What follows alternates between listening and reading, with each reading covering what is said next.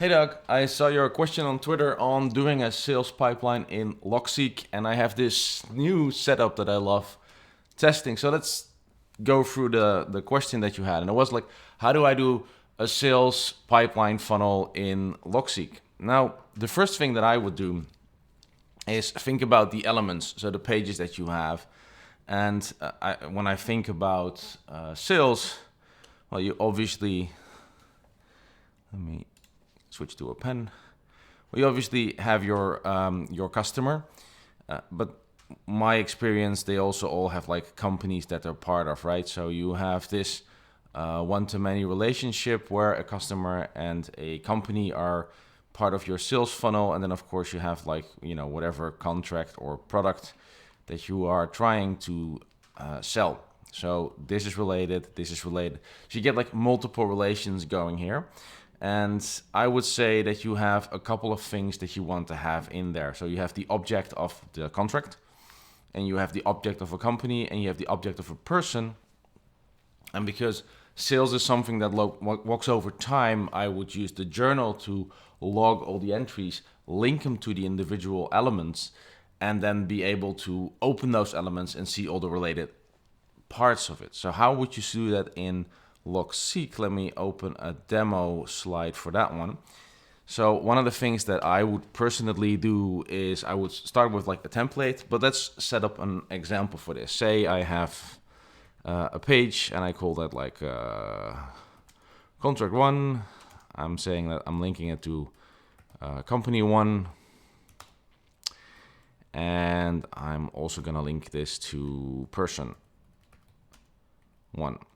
Now, that one-to-many relationship that you have, there's two ways you can do this. One way that I would do it if I wanted to combine things, or like I have always the same company, is I could also do something like this and say company one and person one.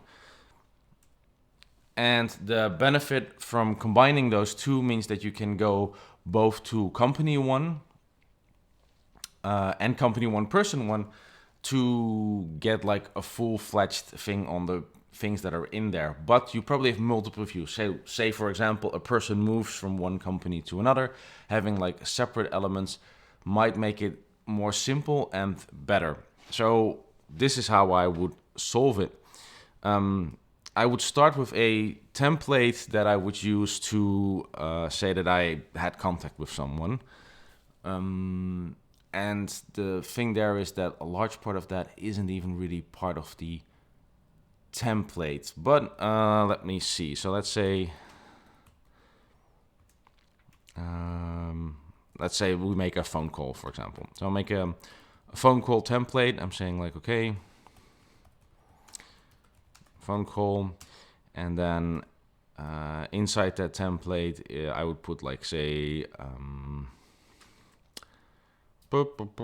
funnel or contract. I think contract is nice. And I would say person. Company, person. So now I built this very simple template, said like, okay, notes. And if I go to journal, now if I want to call someone, so I say, hey, I make a template, and I say like, hey, I had a phone call, and I can go to notes, or like have to go up here a bit. So like, okay, I'm talking about, say, contract one. And I talk to company one. And I talk to person one. And of course, we're taking like a number approach here because I'm a bit lazy when I'm making this and I'm making it up on the spot. Then you could add like a summary to it. So say summary, initial cold call. I'm taking assumptions here. I'm not a salesperson, so feel free to comment on this later. And then I take that note that I made, and I talk with person like notes. They have questions.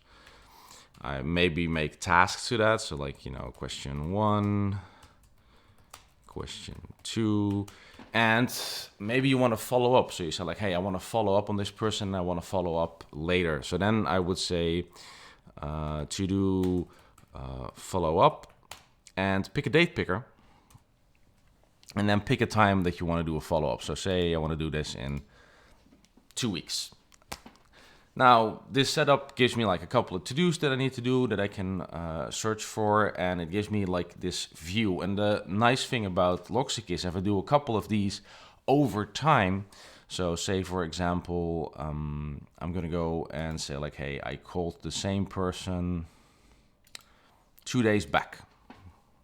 Okay, so I'm making like another template, and I'm just gonna fill this in as like another phone call.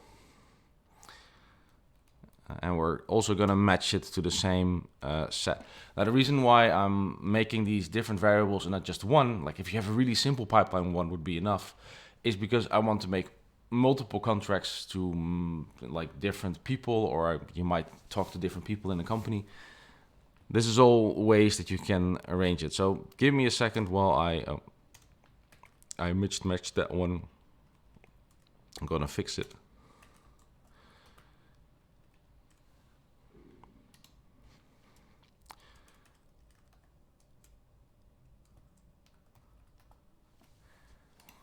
So now I've made like a second node. So this is a second node. I'm going to put like a summary on top of it.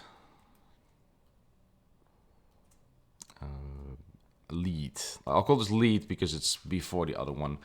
But I just wanted to show you now that if now I get a call from said person, say person 1, I could open their page in Logseek and I get this. I see that on January 17, I had a lead from him with notes with it, and I can see that on January 20 I had like another one, and there's a couple of things that I still needed to do that are related to it. So this already gives me then, like, the moment I talk to someone, I can look back in time.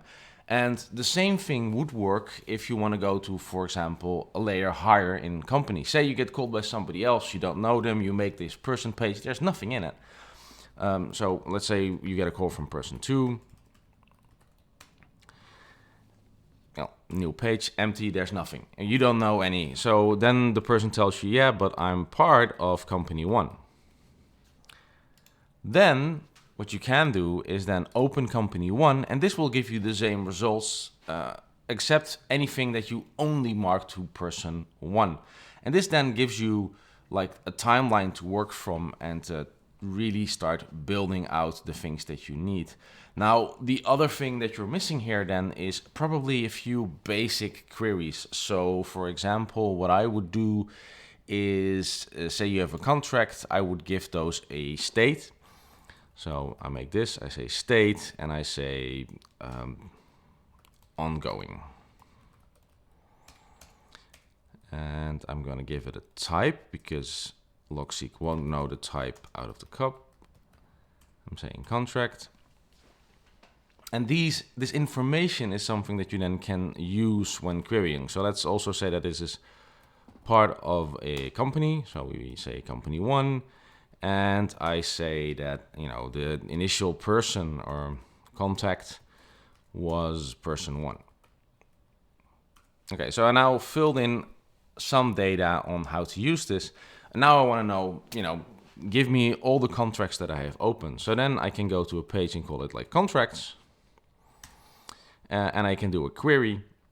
And I would say page property type contracts. And I use the and set, so I have to use an extra set around this. So that's the one that I have. So I say page property type contract, and did I do 2? Yeah, so that should be enough.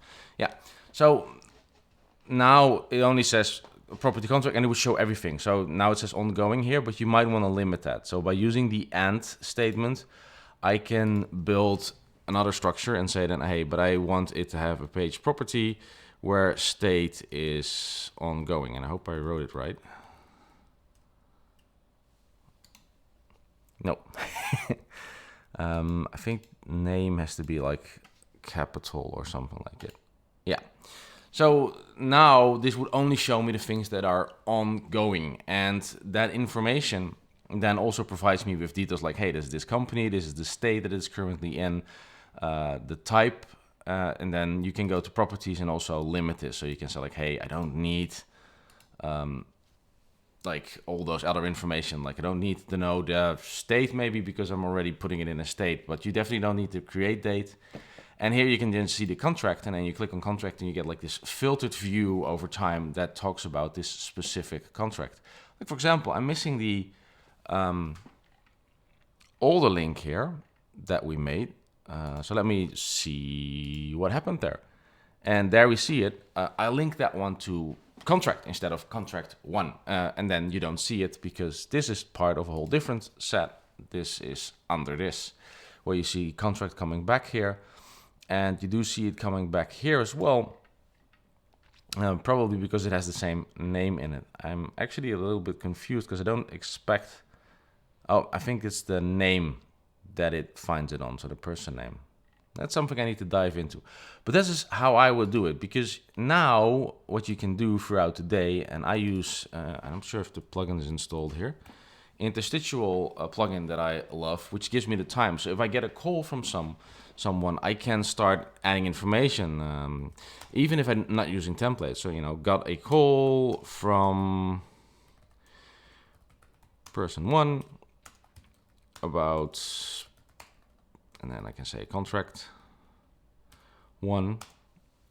Now this one is missing the company information because I'm just typing it in. This is why I would try to get all those elements in, because you can find them back.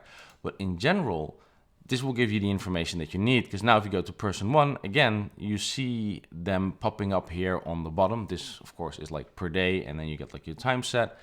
Let's take a hypothetical and say that you got an initial call at the 3rd of January, which was my birthday. So it's like 1st of January, and you get like, you know, hey, person one had his birthday. We assume that this is me. And then when that person calls, I can go back and I can see things like, hey, it was his birthday on the 1st of January. You might want to have something that reschedules. Like I would make a scheduled task out of it and say like, hey, repeat every year, because you want to be able to remind people about their important days. But I can very easily just scroll back and at least know what was going on in this person's life in the last couple of bits, which makes that sales set when you're talking to a lot of people. And I use this a lot when talking to people that I know. So like I meet people and then I make a note and I add their name to it and I say like, this is what we discussed. And I usually do that afterwards in the train back, or when I'm moving, or if I get any time for it. Sometimes I just make an audio log that I then later transcribe into my Logseq. But that gives me like a running, log of anything that I'm doing, and that will be a good way to keep your stuff intact. I don't think Logseq is perfect in that regards. It's trickier to work together with other people.